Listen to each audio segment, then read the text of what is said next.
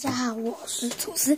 那今天我要来介绍啦。好，那今天我就来介绍。叫自制的水软软，就是自制的 water squishy。对，那这胶水就是其实不用胶水，就是气球需要准备的就是气球跟水，还有你的双手。对啊，就是气球里面装水就变成水球，然后把它绑，然后用手绑起来，然后就可以捏了。那气球看你自己要用什么颜色的。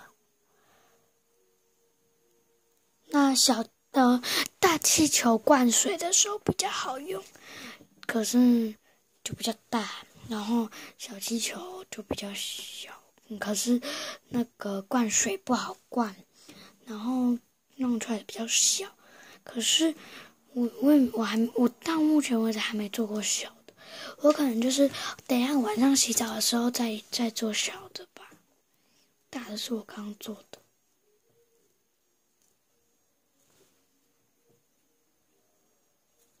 这个真的就跟水软软没什么两样，不过就只是自制的。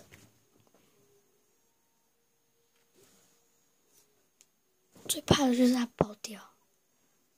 好，然后我这个的是用这个的大气球。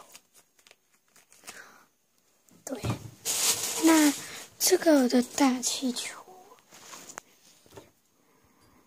那我去拿小气球给你们看。好，那就是这两个。虽然我那边我小气球有1包，然后大气球就剩这2个了。然后小气球我那边有1整包，可是我就拿2个，蓝色跟粉红色。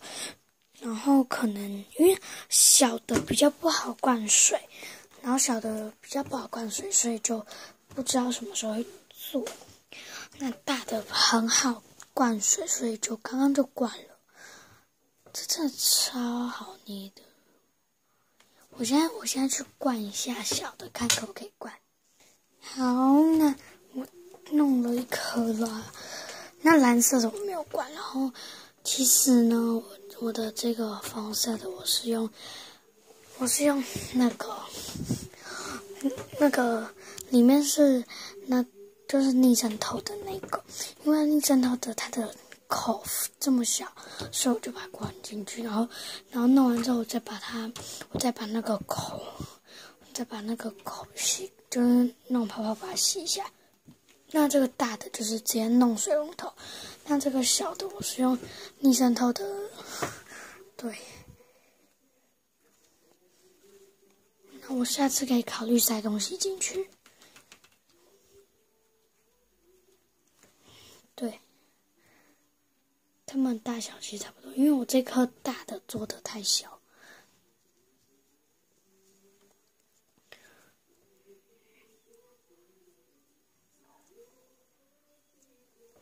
不过就是说大的比较好捏吧，我也不知道。